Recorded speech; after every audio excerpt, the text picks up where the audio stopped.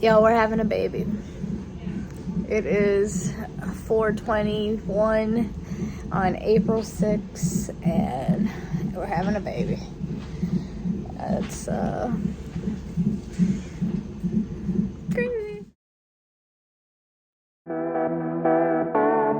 Hey guys, welcome back to the channel. My name's Nidesha. If this is your first time watching, make sure to subscribe and give this video a like right now. Jeremiah is like 5.5 months, so I've had time to process everything and, you know, come to terms with with everything. You know, I've had a chance to process all my emotions and, you know, understand that there was nothing that I could have done differently. But yeah. Today we are doing a story time about our NICU journey. And if you guys are like subscribed and following, I did post like our video in the hospital, like prior to giving birth. We did our labor and delivery vlog, and then we did 6 videos, like weekly updates, because he was in there for 6.5 weeks. So we did those. So those are all down below, also like happening in real time, if you guys want to go back and watch those. But I'm just gonna go through and, you know, talk about what happened that night, like in full detail with pictures. That's why I posted the trigger warning, because there is like gonna be a little bit of blood. There's our little baby with his cords on him. I'm gonna post a couple pictures, but I just want to let it be known that our NICU journey was definitely one of the hardest times. It was one of the hardest times in my life. Actually, it was very, very emotional for me to not be able to keep my baby in, to not be able to keep him protected inside of my belly, to have to give birth early, to not be able to take my baby home with me when I gave birth for 47 days. Like, it was the longest time of my life. There was one night where they shut the NICU down because another baby was having complications, so I wasn't able to see my baby that night. And I did pray for that other baby. I prayed for all the babies in the NICU every single day that I was that Jeremiah was in there. But that night specifically, I cried my eyes out because I was not able to see my baby all day. Like, I called and I got my updates, but to call and update and to see him is completely two different things, and that was like a horrible night for me. So I just want to let you, and anybody who's watching this who has been in the NICU, moms who have babies in the NICU currently, who had babies who graduated, who had babies who didn't make it out, I'm so sorry. I do see you guys, and I just wanted to tell my story for NICU September Awareness Month. September NICU Awareness Month, and, you know, I've had time to process, you know. I still cry a little bit, I still feel guilty a lot, but, you know, we're getting through it. He's starting to slowly hit his milestones and everything. So I'm gonna take you back to the night. I didn't know what to do with my hands, so I brought laundry. So I could fold my laundry and do this video with you guys. It's the baby's laundry. Anyway, so I'm taking you back to the night, April 1st. It was like 2:15 in the morning. I couldn't sleep that night, so I was up on my phone playing games, like, regardless. And I was getting ready to go to sleep, but I felt like I had to use the bathroom. I felt like I had to pee. So it was like my 3rd time getting up peeing for that night already. So I was already like just miserable from rolling out of bed with my belly and getting up and going to the bathroom. But for some reason, this one felt different. Like, when I went to go pee, I usually just go sit in the dark and pee, but for some reason I turned the light on this time, and when I looked, there was blood in my, like, there was blood down there, and I immediately panicked because it wasn't just spotting. you know. It was more than just spot. If it was just spotting, I wouldn't have went to the ER, honestly. But it was more than spotting. So that's why I immediately woke up. Like, I cleaned myself up. I went to the room and I'm like, Michael, we gotta go to the hospital. I'm bleeding. And he jumped up out of bed, and Isaiah was sleeping, so we told his mom to come into the room to watch him so we can go to the hospital. And then within 10 minutes, 15 minutes maybe, we immediately, like, we left. We decided to go to not the closest hospital. We went to one that was, we went to one that was like 20 minutes away, 25 minutes away. But it was a better quality hospital. And I'm so thankful that we went to that hospital, because I ended up having a level 3 NICU and had all the tools that he needed without him having to be transported to a different hospital. Thank goodness. So we went to that hospital, I checked in, I told them, I did my paperwork. I didn't record any of that, but when I did get to the back room, they kept making me pee in a cup and trying to check and run tests. They took blood. They put me on the monitor to hear the baby, and then they did an internal ultrasound, which that was my first time having one of those, and it was not the most comfortable feeling. Not gonna lie to you, it was not comfortable at all. When they checked, it took them a while to give me results. But it said, the doctor did end up telling me that it looked like I had like a slight placenta previa, which it's not the first time I've heard that term, because I'm on YouTube and I follow some people, but it was the first time I've heard that term for me. I was 28 weeks at that point. So I did my 20-week ultrasound. I just got, like at 27 weeks, I did a 3D ultrasound, and nobody told me anything. Like, I know it's not the place for the 3D ultrasound people to tell me about my placenta, but at my 20-week scan, the lady didn't say anything about my placenta being Previa, or whatever it's called, at the bottom. So I was like, what? And all the doctors were like, they didn't tell you any of this? And I'm like, no, they didn't tell me.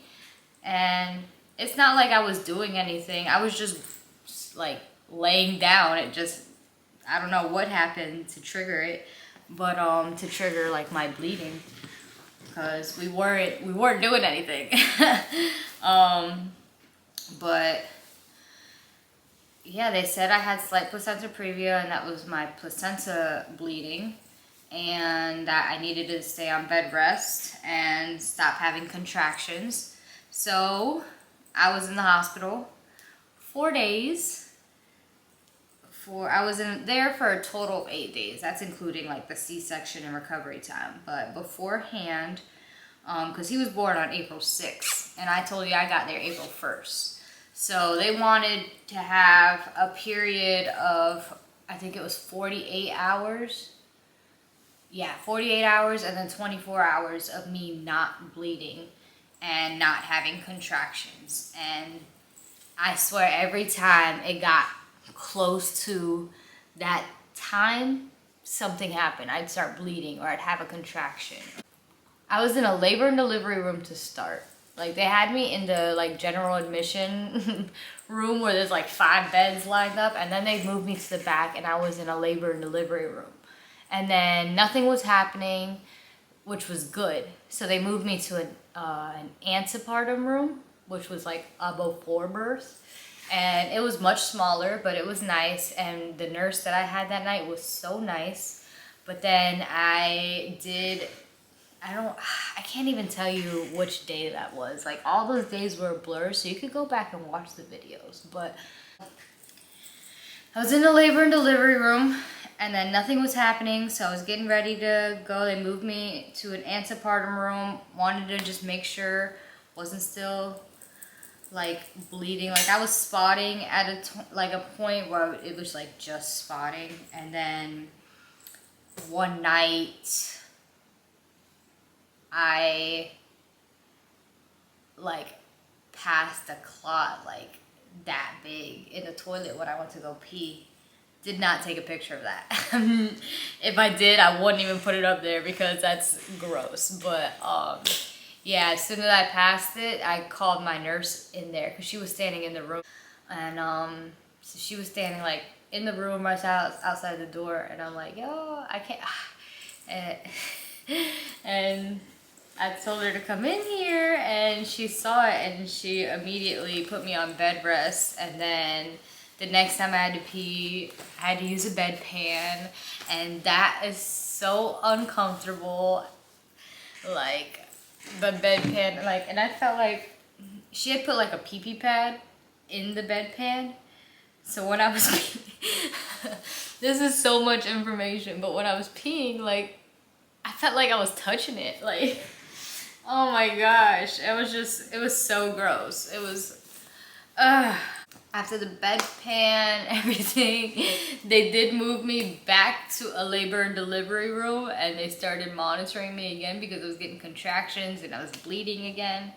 And then, that's when I took, like, they gave me magnesium, and they gave me steroids. The magnesium was to like help him have like better brain development, and then the steroids were to help grow his lungs a little bit better. That steroid, it was a shot in the thigh. Oh my gosh. Oh my gosh. It burned so bad. I'm not even gonna lie to you. Like, besides getting IVs, that was probably one of the most painful parts of this birthing process, because my contractions weren't even that bad. Like I was having contractions, but they were not bad, and I wasn't dilating, so they, you know, they just felt like cramps, or like I was out of breath sometimes. So they weren't bad, and I had to do the steroids. It was 2 shots, 12 hours apart. And I was on like magnesium the whole time. And then because I didn't get that GBD or whatever test, like the pregnant women know what I'm talking about. At like 36 weeks, they do a little swab test. But that test, I didn't get that test because I didn't get to 36 weeks. So they gave me an antibiotic also running through my IV. To help with that, just in case I did give birth. But baby boy was breech, so, and I had placenta previa, so like there was just no way I was gonna give a natural, like a vaginal birth, like at all. What's it called? Once we moved back to the labor delivery room, they moved me back over there. I had monitors on me, and I didn't have like any other incidents for the rest of the like night, and we were doing okay. I ended up turning 29 weeks, I think, on the Wednesday, and we were getting ready to go home. April 6th would have been the 48 hours of nothing happening from the time that I passed that clot in the bathroom to April 6th. I was supposed to go home on April 6th. I was supposed to, because nothing was happening, and that was good. So they thought we were safe. But April 6th, my baby decided to come. He, yeah. What's it called? April 6th. It was like 4 o'clock in the morning, and again, I just felt like I had like the strongest urge to just pee. Like I was woken up out of my sleep, like I had to pee. And when I stood up and got out of bed, I started peeing, or you know, I thought I was peeing, and I looked down and it was red. like red, like it wasn't pee, it was blood. There was blood. It was so much blood. Like it was all over the bed, all over the floor. I did take a picture of that. It's covered with the pee pad, so you can't like see too much, but you can see what it is. It's right here. And I freaked out. I'm not gonna lie to you, I freaked out. And I was alone that night because my mom had just gone back, because again, I thought we were in the clear. And Michael, I told him to go home and be with Isaiah because I didn't want him to go to sleep without a parent. So I was alone that night and I freaked out. I had a lovely male nurse though. His name was Juan. And I called him immediately. Like I was standing up, hunched over the bed, reaching for the phone. I need my nurse right now. Like that's what I said into the microphone. I said, I need my nurse right now. And that was it. He ran in there and he took care of me. And like, it's just crazy because like, yo, like, I was bleeding. I was bleeding a lot, and I'm only laughing so I don't sit here and cry on this camera right now. From that moment on, my doctor, she was like, I think it's best that we go and do a controlled C-section rather than it being an emergency if we wait any longer. And I was still like actively bleeding while she's telling me all this. I'm trying to get Michael on the phone. Well, I did get Michael on the phone. He answered the first call and I was very happy, and he came immediately because we were having our baby. And I tried to, like, I was like, yo, do you think you can wait? He's on his way now. And he only lived, like, we only lived like 20 minutes. So, after like, I had time. He was able to make it there, and he took a video of everything, and we did get there. So, but I did get wheeled into the OR by myself, and I sat on that. It was so bright. Like, we got in there probably like it was like 4:45. Yeah, it was like 4:45 we got in there. And they moved me over to that sterile table. They put the epidural in. So I was able to like stay awake and be like present during my C-section, which was crazy to me also. Like that's a whole other experience. Like with Isaiah, I had a vaginal birth. Second one, I had a C-section, and they're two completely different experiences. Anybody who puts down C-section moms has never had a C-section, because that is a whole complete different experience, honestly. It was, I don't know. Pushing, I had the epidural with the pushing and everything. So mentally that was draining and exhausting. Physically draining and exhausting, pushing for 35 hours. Whereas the C-section, I was on the table for an hour and then like I was done. Baby was out, I was stitched up. So it was a lot faster, I will not lie. But the process of actually having a baby pulled out of you is kind of insane. And like, I felt it. I felt in the video, you can hear in my labor and delivery video, like I'm coughing. It's because I felt like somebody was sitting on, like an elephant had sat on my chest. I could not breathe. Like, and you saw them messing with like the oxygen and stuff, because it was a lot. It was a lot of pressure. It was a lot of tugging. Like I felt them tugging inside of me. It's it was a complete different experience. So that's why, like, birth is birth. Giving birth to a baby is no joke. Like, doesn't matter, C-section, vaginally. It's either way. You gave birth to a whole human. And that will always be insane to me that I've had 2 kids, honestly.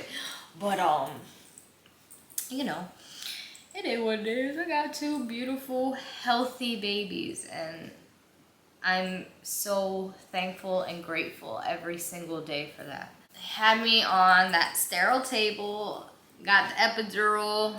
Michael was able to finally come in when he got there because I didn't have my phone, so I'm just like, is Michael coming?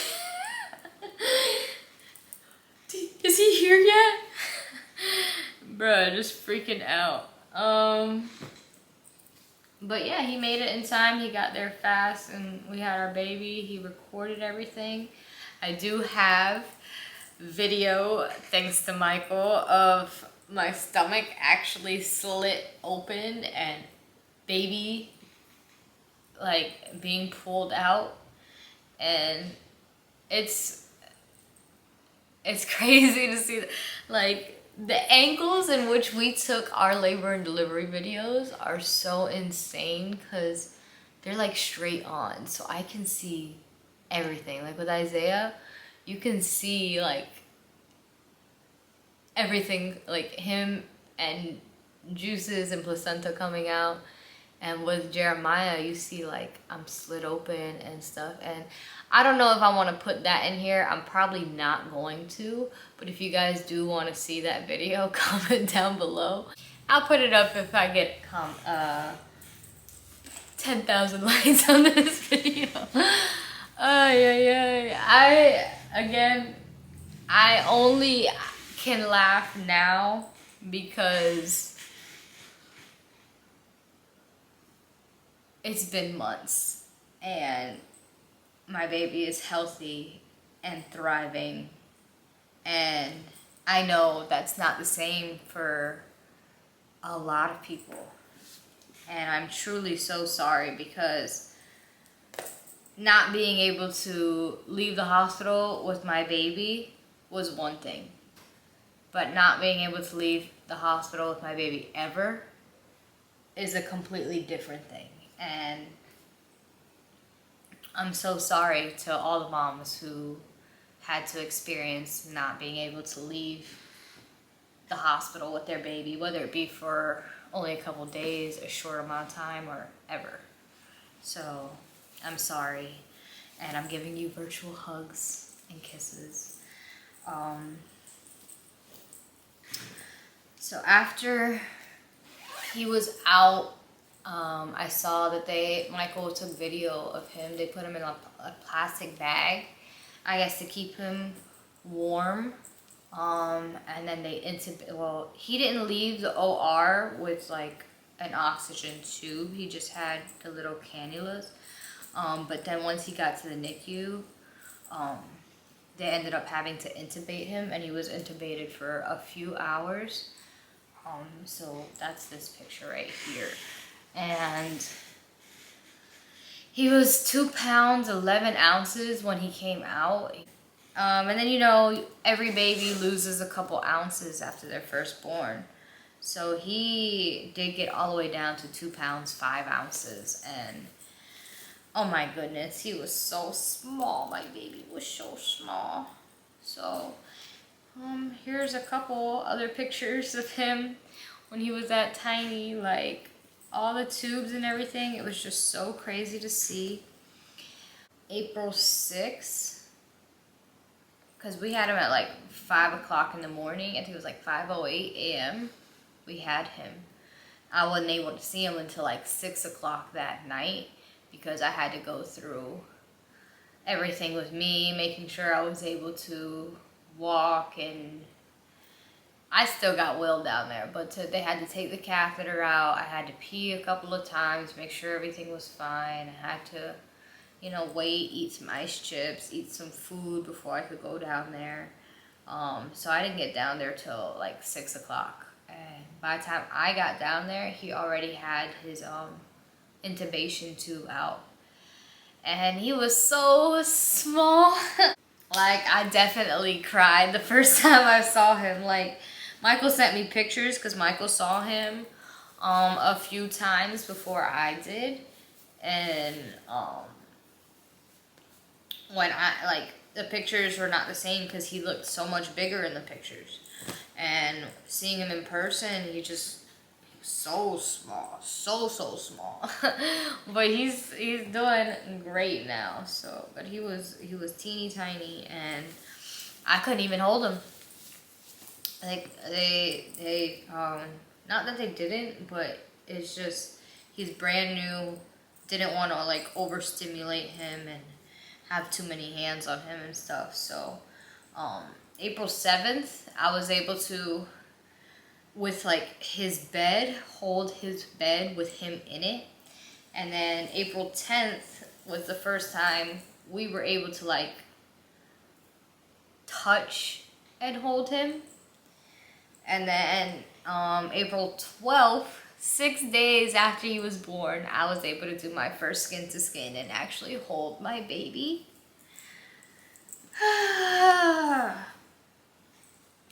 Trying to do this laundry to distract myself enough to do this video. I knew that this video was going to be hard to do, but like, I didn't want to cry. April 12th, 6 days after, I was able to hold my baby for the first time. We did skin to skin, and ever since like that moment, I tried to do skin to skin, if not every day, every other day. Like, I tried to do skin to skin as often as possible until he started wearing clothes. So I've got plenty of pictures of me and our skin to skin time, and like, I'm not even joking you, he took up this much space. This much space. I just held him right here. He was tucked in my shirt. Like, I wore button-down shirts and maternity bras, so everything was like easily accessible to get in and just stick him in there, because he had all those cords on him still. So the cords were like running underneath our shirt, like, well, his body and my shirt. It was a lot. It was a lot, but I'm grateful for every minute that I was able to do skin to skin with my little baby.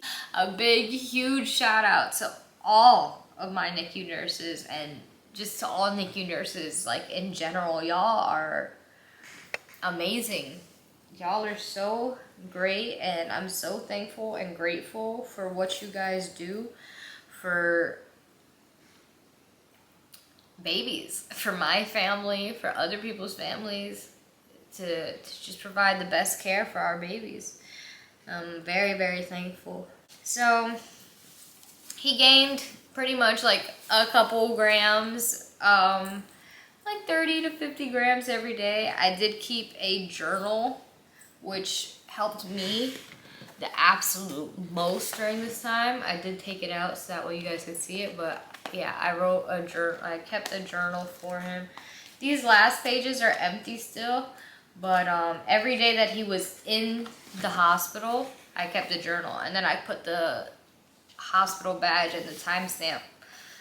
I cut them out and put them right on top. So, and then, like I said, there was one day that we missed, and I wrote that in there, that I was very upset. And I wrote to my baby boy in there, so when he's 18, he can get that journal and, you know, read about himself in the NICU, his little milestones, because that's what it is. It's like a recollection of his milestones that he hit, of my emotions, of what was going on that day, and every day that, you know, that he was in the NICU. I don't even think I mentioned this in the beginning, but if you guys are like subscribers, you'd know like his due date was supposed to be June 21st, and he came April 6th. So he was 11 weeks early. I was only 29 weeks pregnant, 29 and 1 day pregnant. So he came pretty early. To any mama, like, give yourself grace, you know, like, understand, like, our babies are fighters. Babies are fighters. Pretty much every day he got bigger, and I just tried to document all his little milestones, everything, like, the first time he drank a full bottle, or he drank from a bottle, when he got his feeding tube removed, when he got his oxygen removed, his first outfit. Like, I have all of those pictures, and I'll probably do a little collage of them because I did put them on my Instagram. I don't know if you guys are following me. It's right here, but only in my stories. I don't post too much on my actual page, maybe once every couple of months, which I probably need to get better at that, but I'm on YouTube, y'all. If you want to find out about my life, come here. Being able to, like, watch him grow outside of my belly and get so big and strong has also just been, like, incredible for me to see, because he was so small. He was skin and bones, and now I've got this big, chunky, meaty boy. Like, that boy is slowly getting out of 3 months, and he's starting to fit into 3 to 6 months, and that's amazing to me because he was in preemie for so long. And, like, when he was in preemie was huge on him. Like, I'll show you some outfits where he's swimming in them, and they're preemie. Of course, that was still when he was in the hospital, and, like, the first 2-3 weeks coming out, because he was still underbaked. But yeah, he's filling in nicely. He's Jeremiah, I love you, and I'm so proud of how far you've come. And right now you're only 5 months, so, like, I can only imagine how much bigger and better and everything you're gonna get. Like, I'm so proud of you. You came early, my little Aries. I sat there and I was saying the whole time, because his birthday is June 21st, or supposed to be June 21st. I was like, I don't know. That's Gemini Cancer cusp. I don't know which one is like, I don't want him to be on the cusp, but I don't know if I want a Gemini or a Cancer. Like, I don't know which is better. And he's like, hold on, Mom. I got you. I'll be an Aries. Boy, you did not have to do that. Ay, ay, ay. An Aries. But he's living up. He's very strong-willed already. Very strong. And I'm so happy. Like, I'm so happy that just both of my boys are here and they're thriving. They smile at each other now. Like, Jeremiah's starting to get to that stage where he's, like, more curious about everything, and he touches his brother, and I love him. I love it. I love it so much. Like, Isaiah loves taking pictures and doing the photo shoots when I ask, because he gets to hold his little brother. He loves it. He loves it.